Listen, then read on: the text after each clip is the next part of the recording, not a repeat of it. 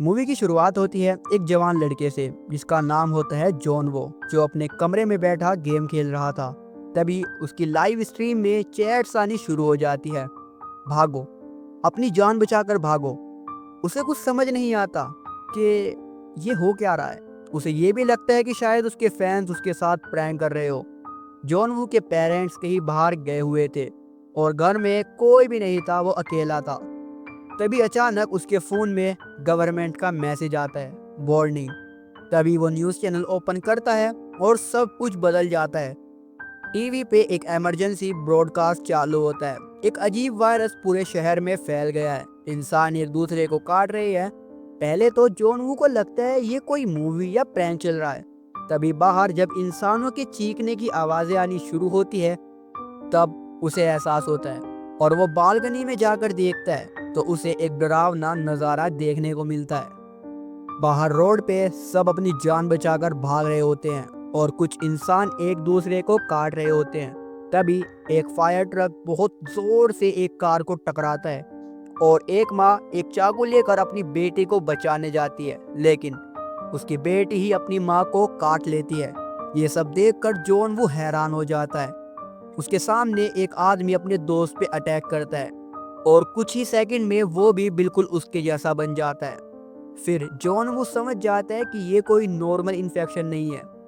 तभी उसके दरवाजे पर जोर जोर से कोई नॉक करता है। जॉन वो देखता है तो उसे कोई नहीं दिखता। तब डरता हुआ वो अपना दरवाजा खोलता है और तभी अचानक से उसका एक पड़ोसी अंदर आ जाता है। जॉन वो से बाहर जाने को कहता है, लेकिन उसका पड़ोसी घबराया हुआ था। वो बोलता है, मुझे सिर्फ तुम्हारा बाथरूम यूज करना है, मैं चला जाऊंगा। जॉन वो अब ना चाहते हुए भी उसे हाँ कह देता है और फिर न्यूज देखने लग जाता है। उसका पड़ोसी बाथरूम में चला जाता है। न्यूज में ये बताया जाता है कि ये वायरस काटने से बढ़ता है और इस इन्फेक्शन की शुरुआत पहले आंख लाल होती है, उसके बाद नाक में से खून आता है, फिर एक इंसान ज़ॉम्बी बन जाता है। तब उसका पड़ोसी बाथरूम से बाहर आता है।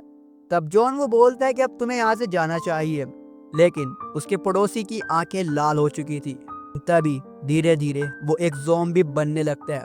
जॉन वो पूरी कोशिश से उसे बाहर निकाल कर डोर बंद कर देता है और डोर के आगे अपना बड़ा सा फ्रिज को रख देता है ताकि अब कोई भी अंदर ना आ सके। तभी उसकी माँ का मैसेज आता है। उसमें लिखा होता है कि हम अभी ठीक है और तुम भी घर से बाहर मत निकलना और रेस्क्यू आने का इंतजार करना। अब जॉन वो एक नोट पर #अलाइव लिखता है और उसे अपनी फैमिली पिक्चर पर लगा देता है ताकि उसे मोटिवेट मिले, उसे एक मिशन मिले। अगले दिन जॉन वो सोशल मीडिया पे एक फोटो डालता है #अलाइव, ताकि कोई भी उसे देखकर जॉन वो की मदद करे। लेकिन कुछ टाइम बीत जाता है और कोई भी रिप्लाई नहीं आता। उसकी बिल्डिंग के सामने ज़ॉम्बी भटक रहे होते हैं।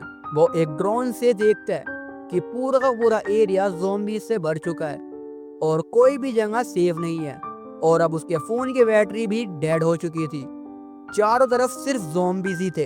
वो सभी आवाज का पीछा करके लोगों पर अटैक करते हैं। अब जॉन वो रेडियो की मदद से सिग्नल भेजने की कोशिश करता है, लेकिन उसके घर में ऐसा कोई डिवाइस था ही नहीं और इसीलिए अब वो डेली वीडियोस बनाता था और उन्हें अपलोड करता था। लेकिन इतने दिन अकेले घर में रहने से उसका खाना भी खत्म होने लगा था और साथ ही साथ इंटरनेट भी खत्म हो चुका था। रात को एक पुलिस ऑफिसर जो अपनी जान बचाने के लिए ज़ॉम्बी से लड़ रहा होता है, लेकिन कुछ टाइम बाद उसकी गन में एमो खत्म हो जाती है। वो ज़ॉम्बी से लड़ नहीं पाता। अंजाम, कुछ टाइम बाद वो भी एक ज़ॉम्बी बन जाता है और ये सब चीजें खड़ा हुआ जॉन वो भी देख रहा था। वो चाहता था कि वो उसकी मदद करे, लेकिन वो कुछ नहीं कर पाता। तभी अचानक जॉन वू के घर में भी एक ज़ॉम्बी घुस जाता है। वो फ्रिज को खिसकाकर अंदर आ जाता है। तब जॉन वो अपनी बालकनी से लटक जाता है। जैसे ही ज़ॉम्बी आगे आता है वो सीधा नीचे गिरकर मर जाता है। अब जॉन वू वापस से अपनी जान बचा लेता है और ऊपर चढ़ जाता है। अब जॉन वू ने अपनी जान उस ज़ॉम्बी से तो बचा ली होती है, मगर उसके पास खाना खत्म हो चुका था। इसीलिए अब उसने ड्रिंक करना शुरू कर दिया था। शुरू में उसे काफी मजा आता है, पर बाद में उसे हेल्यूसिनेशंस होने लगती है। मतलब उसे फील होता है कि वो अपने घर में अपने पेरेंट्स के साथ है और सब कुछ ठीक हो चुका है, लेकिन ऐसा कुछ भी नहीं होता। तब उसके पास उसके पेरेंट्स का मैसेज आता है जिसमें वो नॉर्मल इंसान से ज़ॉम्बी बन चुके थे। अब जॉन वो काफी टूट चुका होता है। वो घर का सारा सामान तोड़ने लगता है और कुछ टाइम बाद वो बाहर आकर ज़ॉम्बीज से लड़ने लगता है। लेकिन कुछ ही देर में इतना खतरनाक ज़ॉम्बीज का रूप देखकर वो डर जाता है और दोबारा घर में आ जाता है और ये सोच लेता है कि कुछ भी हो जाए वो ज़ॉम्बी नहीं बनेगा और इसीलिए वो डिसाइड करता है सुसाइड। वो एक रस्सी लगाता है, फैंसों से बांधता है और सुसाइड करने लगता है। लेकिन जैसे ही वो मरने वाला होता है एक रेड लेजर लाइट उसके फेस पे पड़ती है। वो हैरान हो जाता है और सामने वाली बिल्डिंग की तरफ देखता है। गौर से देखने पर उसे एक लड़की खड़ी मिलती है जिसका नाम होता है किम यूबिन, एक सर्वाइवर जिसने अपनी जान उन ज़ॉम्बीज से बचाई हुई थी। उसके फेस पर एक स्माइल आ जाती है जैसे उसे फाइनली कोई उम्मीद मिली, कोई उसके जैसा मिला जिसके साथ मिलकर वो इस मुसीबत का सॉल्यूशन ढूंढ सके।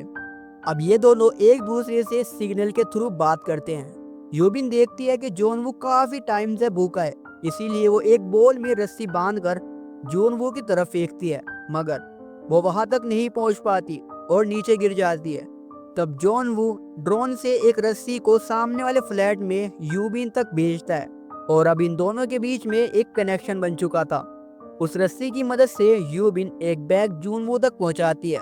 उसके अंदर खाने का सामान होता है, नूडल्स, स्नैक्स और थोड़ा सा पानी। जॉन वू इमोशनल हो जाता है क्योंकि काफी दिनों से उसने कुछ अच्छे से नहीं खाया था।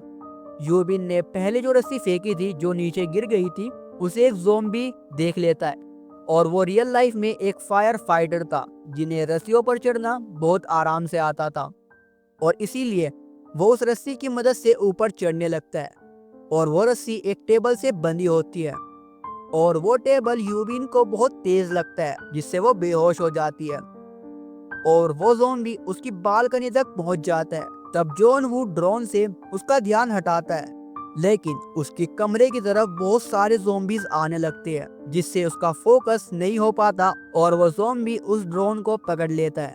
लेकिन तभी यूबिन होश में आ जाती है और उस ज़ॉम्बी को मार देती है जिससे वो नीचे गिरकर मर जाता है। अब जॉन वो डिसाइड करता है कि वो आसपास के फ्लैट में जाकर खाना तलाश करेगा। एक मरे हुए ज़ॉम्बीज की पॉकेट में से उसे की मिलती है। वो फ्लैट के अंदर जाता है, उसे अंदर से एक एयरफोन और वॉकी टॉकी मिलता है। वहां पर माउंट क्लाइंबिंग का सामान भी था जिससे हमें ये पता चलता है कि वो आदमी काफी एडवेंचर था। एक रूम में उसको एक औरत मरी हुई मिलती है और तभी उसके ऊपर एक ज़ॉम्बी अटैक कर देता है। तब जॉन वो अपनी जान बचाकर भागता है। अब वापस आकर वो एयरफोन को रेडियो के थ्रू सिग्नल भेजने की कोशिश करता है मगर कुछ काम नहीं बनता। अब घर आकर जॉन वू एक वॉकी टॉकी यूबिन को दे देता है।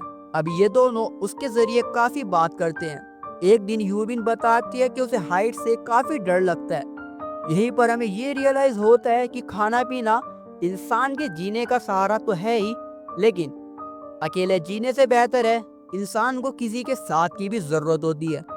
पानी के लिए ये दोनों बारिश के पानी को इकट्ठा करते हैं और बाद में फिल्टर करके उसे पीते हैं। एक दिन अचानक बहुत सारे ज़ॉम्बीज एक अपार्टमेंट में घुसने लगते हैं। उनके भागने की आवाज़ से ऐसा फील होता है कि शायद बारिश हो रही है, लेकिन वो ज़ॉम्बीज की आवाज़ थी। तभी जल्दबाजी की वजह से यूबिन से सामान गिर जाता है जिसकी आवाज़ से सारे ज़ॉम्बी यूबिन के फ्लैट की तरफ बढ़ने लगते हैं। लेकिन तभी जॉन वो यूबिन के बराबर वाले फ्लैट में फ़ोन कर देता है जिसकी आवाज़ से सारे ज़ॉम्बीज यूबिन की जान को छोड़ देते हैं और दूसरी तरफ चले जाते हैं। अब जॉन वो बोलते हैं कि अगर हम ऐसे ही यहीं पे ही रहते रहे तो हम ज़्यादा दिनों तक जिंदा नहीं रह सकते। तब यूबिन बोलती है कि तुम्हारे ऊपर वाले फ्लैट में कोई भी ज़ॉम्बी नहीं है और शायद हम वहीं पे सेफ रह सकते हैं। अब ये दोनों डिसाइड करते हैं कि हमें वहीं जाना होगा। बाहर आकर इनकी ज़ॉम्बी से बहुत खतरनाक फाइट होती है। ये दोनों ही एक दूसरे की मदद करते हैं ज़ॉम्बी से बचने में। फिर ये लिफ्ट के जरिए ऊपर जाते हैं और ज़ॉम्बीज भी इनके पीछे आ रहे होते हैं। यूबिन बोलती है कि ये डोर लॉक्ड है, हम अंदर नहीं जा सकते और सामने बहुत सारे ज़ॉम्बीज होते हैं। लेकिन तभी एक अननोन पर्सन अंदर से आकर इन दोनों की मदद कर देता है और फाइनली इनकी जान बचती है। पहले तो वो आदमी फ्रेंडली लगता है और इन्हें ऐसा लगता है कि शायद ये भी हमारी तरह एक सर्वाइवल है। और अब वो आदमी इन दोनों को खाना पीना ऑफर करता है। जॉन वो खाने लगता है। यूबिन को थोड़ा शक होता है, लेकिन बाद में भूख की वजह से वो भी उसे खाने लगती है। कुछ ही टाइम बाद ये दोनों बेहोश हो जाते हैं। असल में उस आदमी की वाइफ ज़ॉम्बी बन चुकी थी और अपनी वाइफ को जिंदा रखने के लिए वो उसे इंसान खिलाया करता था ताकि उसकी वाइफ जिंदा रह सके। अब वो यूबिन को अपनी वाइफ को खिलाने जा रहा होता है। तभी जॉन वू को होश आ जाता है। वो गन निकालता है, लेकिन और अंदर से यूबिन भी उस ज़ॉम्बी के फेस को कवर करके उसी आदमी के ऊपर फेंक देती है और उसकी वाइफ अपने ही आदमी को खा जाती है। अब ना चाहते हुए भी यूबिन उन दोनों को गोली मार देती है। उन गोलियों की आवाज से काफी सारे ज़ॉम्बीज वहां पर आने लगते हैं। तभी इन दोनों को हेलीकॉप्टर की आवाज आती है। ये दोनों बचते बचाते ऊपर जाते हैं, लेकिन वहां पर कोई भी हेलीकॉप्टर नहीं था। इनके सामने बहुत सारे ज़ॉम्बीज होते हैं। अब बची कुची गोलियों से ये उनसे फाइट करते हैं। काफी ज़ॉम्बीज को ये मार देते हैं, लेकिन इनकी गोलियां खत्म हो चुकी थी। ये तो भला हो उनकी किस्मत का कि तभी वहां पर एक हेलीकॉप्टर आ जाता है। उसमें आर्मी होती है जो सभी ज़ॉम्बीज को शूट कर कर इन दोनों को बचा लेती है और एक सेफ जगह पर ले जाती है। और रास्ते में इनके मोबाइल फोन के सिग्नल्स भी आ जाते हैं। सिग्नल के आते ही इनके फ्रेंड्स के काफी सारे मैसेजेस आते हैं। उन्हें पढ़ते ही ये दोनों काफी इमोशनल हो जाते हैं और फाइनली जॉन वू का मिशन #अलाइव कामयाब हो जाता है। सो दोस्तों, ये थी अलाइव, एक कोरियन ज़ॉम्बी थ्रिल मूवी। एक ऐसी कहानी जिसमें सर्वाइवल सिर्फ खाना या हथियार से नहीं, बल्कि उम्मीद और कनेक्शन से पूरी होती है। तो अगली मूवी कौन सी करनी है वो मुझे कमेंट में ज़रूर बताना। और हाँ, चैनल को सब्सक्राइब करना तो मत भूलना, क्योंकि हर वीक यहाँ पर मिलती रहेगी ऐसी ही धमाकेदार movies. Stay watching brain box cinema. Thank you for watching.